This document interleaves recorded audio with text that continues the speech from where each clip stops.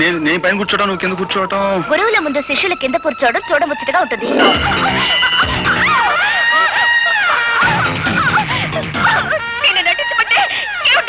ఏమిటి? నేను రేపు చేయబోయానా? కావాలంటే ఆ అమ్మాయిని పిలిచాడు. నా పర్సనాలిటీ వెరీ గుడ్ పర్సనాలిటీ అండి. హార్ట్ సాఫ్ట్, బాగా స్వీట్ అనుకోండి. చిన్నప్పుడు ఎప్పుడో ఒకసారి హెడేక్ వచ్చింది. ఈ పూట తేటగా విని నా బ్రతుకు బాటలో, పూల తోటలో, వలపు కోటలో, ప్రేమ కోటలో, ఏటేట సరదాల ఆట.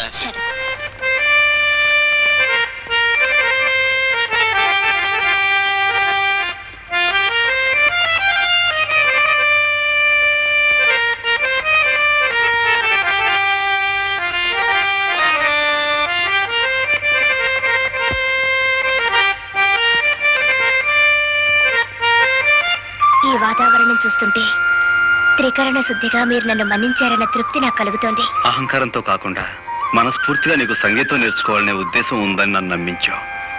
చాలా సంతోషం. ఇక మొదలు పెడదాం. నాది చిన్న కోరిక, కాదనకూడదు. చెప్పు. నేను పాట రాశాను. నువ్వు పాటలు కూడా రాస్తావా?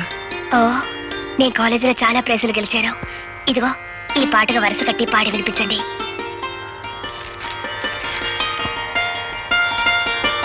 ఏమిటలా చూస్తున్నారు? బాగోలేదా? చాలా బాగుంది.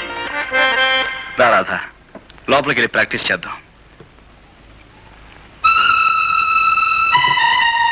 ఇక్కడే కూర్చుందాం. అలాగే. అక్కర్లేదు, నేను కింద కూర్చుంటాను. నువ్వు కింద కూర్చుంటావా? మరేం పర్వాలేదు, ముందు మీరు కూర్చోండి. నేను పైన కూర్చోవడం, నువ్వు కింద కూర్చోవటం. గురువుల ముందు శిష్యుల కింద కూర్చోవడం చూడముచ్చటగా ఉంటుంది. మీరు కూర్చోండి, చెప్తాను. సరే, ఇక మొదలు పెడదామా? ఈ రోజు నేను పాట నేర్చుకోవడానికి రాలేదు. మరి ఇవాళ నా పుట్టినరోజు. Very many happy returns of the day. Thank you. ఈ రాత్రి మా గెస్ట్ హౌస్ లో పార్టీ అరేంజ్ చేశాను, మీరు రావాలి. అలాగే. అలాగే అంటే కాదు, ప్రత్యేకంగా మీకోసమే ఏర్పాటు చేశాను. తప్పకుండా రావాలి. తప్పకుండా వస్తాను.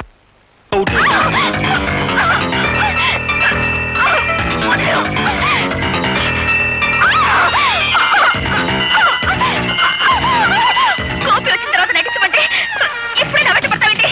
వదిలేవు.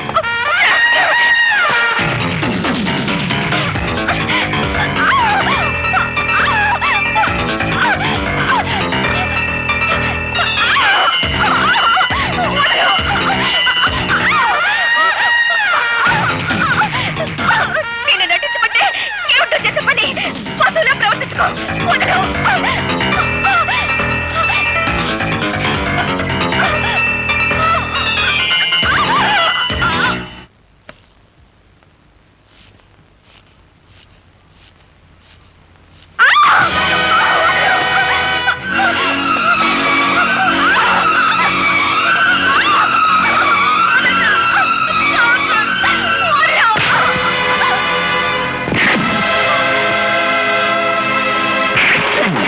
ఒంటరిగా ఆడపిల్ల దొరికింది కదా అని అత్యాచారం చేయబోతావా?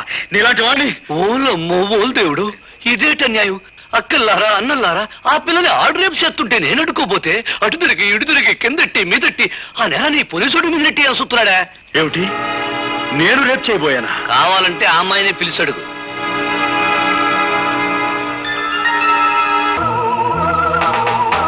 రాధా, వీడి వాగే వాగుడికి నువ్వు నోరు తెరిచి నిజం చెప్పి వీడి నోటికి తాళం వేయి.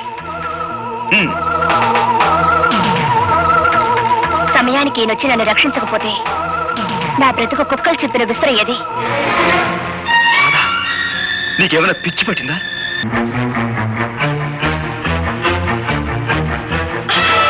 నా ఇంటికి వచ్చి వంట చేసేందుకు ఎవరువే నువ్వు?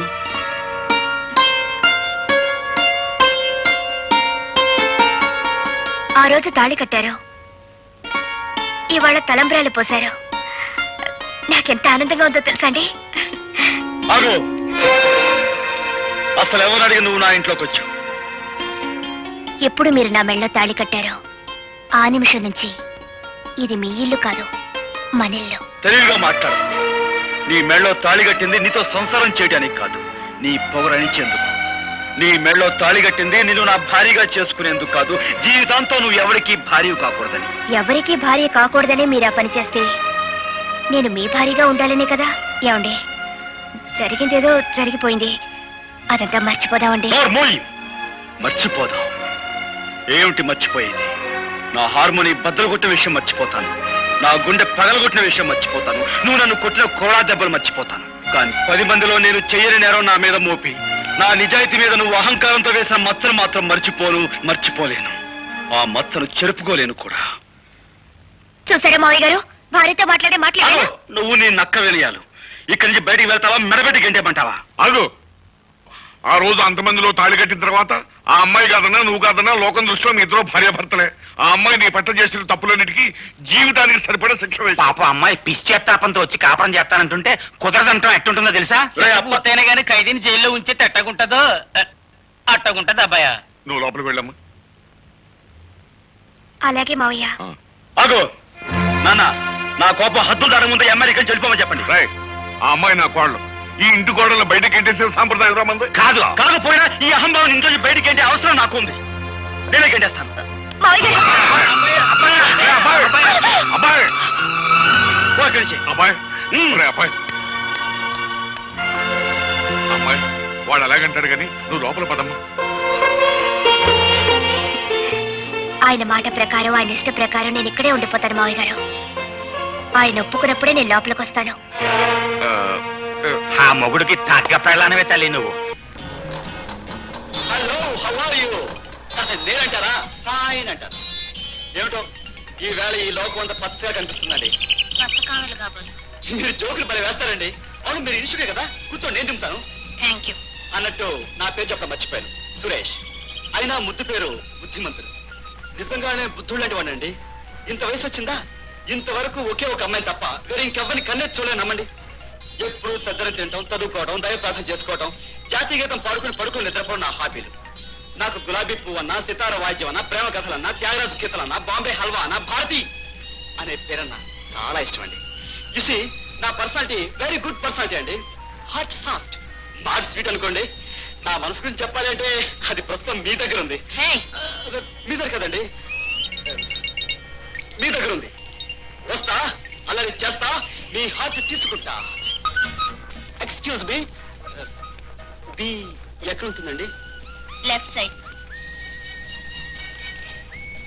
B H A R A T H I.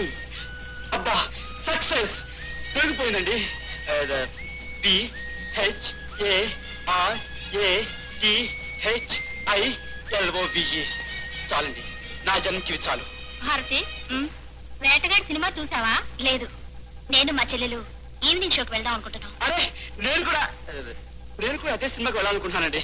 ఏమిటో ఒక్కోసారి మన ప్రోగ్రాలు అలా కలిసిపోతుంటాయి. మిస్టర్, ఒళ్ళెలా ఉంది? చాలా బాగుంటుందండి, ఎందుకంటే ఎక్సర్సైజ్ బాడీ కదా, చాలా స్ట్రాంగ్ గా ఉంటుంది. కాకపోతే చిన్నప్పుడు ఒకసారి హెడేక్ వచ్చింది. అక్క, ఇంత అలర్ట్ వస్తుంది, కనిపించట్లేదు. మీరు ముసుకొచ్చవే. సినిమా కనపడడం లేదా పాప? ఎన్టీఆర్ సాంగ్ లో స్టెప్స్ సరిగ్గా కనపడటం లేదు అంటే నువ్వు చాలా దురదృష్టవంతురాలి. మరేం చేయనండి? మీ అక్కగారి కంటే నా హృదయం చాలా గొప్ప హృదయం. నా సీట్ నీ కోసం త్యాగం చేస్తాను, ఇటు వచ్చాయి. మరేం పర్వాలేదండి. చిన్నపిల్లలకి సినిమా బాగా కనపడేట్టు చేయటం ఓ పుణ్యకార్యం. బాగా కనపడుతుందమ్మా. బాబు, నీ తల తీసి పక్కన పెట్టుకోయ్యా. ఏమిటో మనం ఎంత దూరం అవుదాం అనుకున్నా విధి మనల్ని అంత దగ్గరగా చేస్తోంది.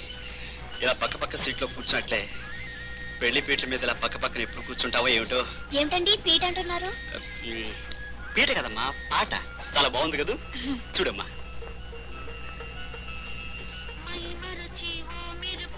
నీ నోటి మాట ఈ పూట తేటగా విని నా బ్రతుకు బాటలో, పూల తోటలో, వలపు కోటలో, ప్రేమ కోటలో ఏటేట సరదాల ఆట. వాగుడు కదండి, ఈ సినిమాలో రావు గోపాలరావు డైలాగ్ టైప్ ఎలా ఉంటుందో వినిపిస్తున్నాను. అయినా అంత కోపం ఎందుకండి? మీ పక్కన కూర్చుంటుంటే స్వర్గంలో కూర్చుంటుగా ఉంది.